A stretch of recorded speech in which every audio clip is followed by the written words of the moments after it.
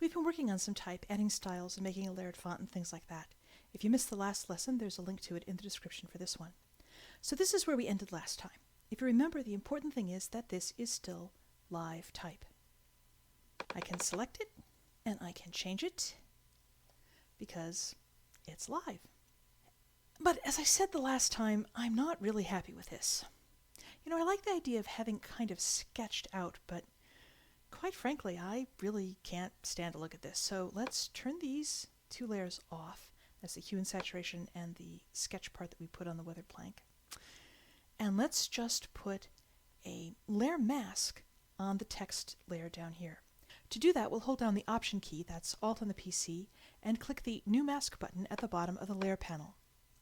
And that gives me a new mask that is completely black, which means that it totally hides the layer. And then I'm going to get the paintbrush, and I'm going to go to my brush presets. Now I'm in CS5, which means that I have the art brushes, and I've already got one here that I have set up to have all of the attributes that I'd like. So I'm just going to use that. If you don't have CS5, you can use any brush that strikes your fancy. I just wanted to show you that you can paint on the layer mask with an art brush in CS5. So I'm going to make sure that my colors are black and white by tapping D to get the default colors. And then I'm just going to start to sketch some stuff on here. And what's that? That's really ugly. If I hold down the Option key, that's Alt on the PC, and I click on the mask thumbnail, I can see that that's not what I have on the thumbnail at all. I have the little strokes that I wanted with the lines I can see for the various bristles. So I'm going to hold down the Option and click that again. The problem here is that what I am seeing is part of the layer style. And in order to fix that, I need to click on the layer any place that there isn't anything else, and that will open up the layer style dialog box. And here in the advanced blending portion in the very middle, all I have to do is click to enable layer mask hides effects, and when I do that, then I can see my strokes.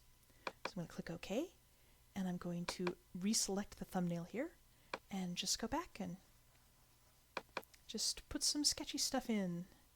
And I'm going to go over the whole middle section so that if I change my font, change my type, change anything, I can still see it.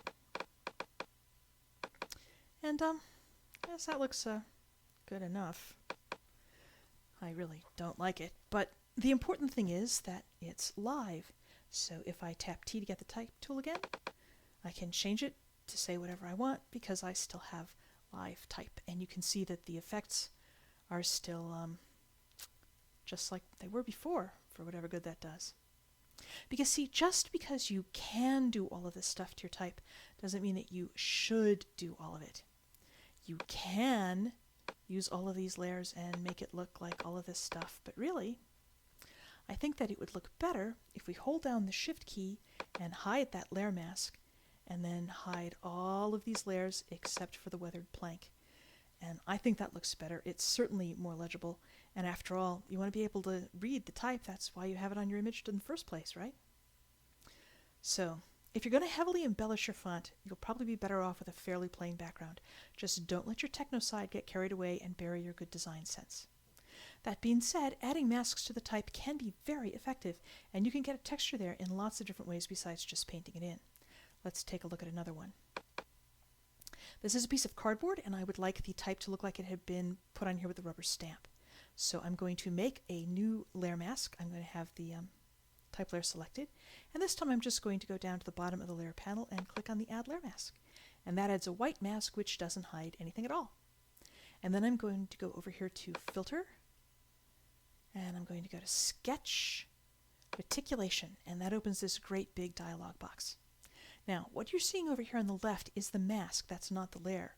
So not everything is going to work with this because, after all, it's just plain white. But there are a number of these various things that will work really nicely, even though there's nothing on that mask. I'm just going to keep all this stuff the way that it is and click OK. And that gives me the beginning of the kind of stamp effect that I want.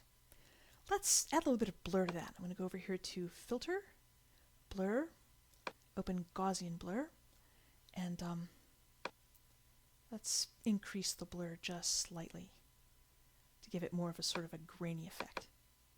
And I can also change the levels by holding down Command, that's Control on a PC, and tapping L to get the levels. And then I can change the output levels by moving the white slider to the left. And that lightens the type by darkening the layer mask. If you look over here on the mask, you can see that the more I drag it over, the darker that thumbnail gets. And of course, the darker the thumbnail gets, the lighter the type becomes, because anything that's dark is going to hide what's on that layer. So let's put it about there, and let's change the input levels too, so that it gets a little bit more transparent in the transparent parts. And you can just play with this until it has about the effect that you want. When you're happy with it, click OK, and there you go. Now, one of the nice things about this is you can reuse this mask any place you'd like. For instance, if I hold down the Option key, that's Alt on the PC, I can drag it up here to the border layer, and now just like that, I have exactly the same kind of effect on the border. And I can hold down the Shift key and select both of these layers, and then I can hold down Command, that's Control on a PC, and tap T to enter free transform mode, and I can give this a sort of a tilt, rotate it a little, so that it looks more like it's just been stamped there. Double click inside to accept that, and this is still live. I can still edit it. And isn't that cool? So all of this should give you a good idea of the kinds of things that you can do with type and how you can use them on your own designs. So this has been Robin Wood, and I hope you found this helpful.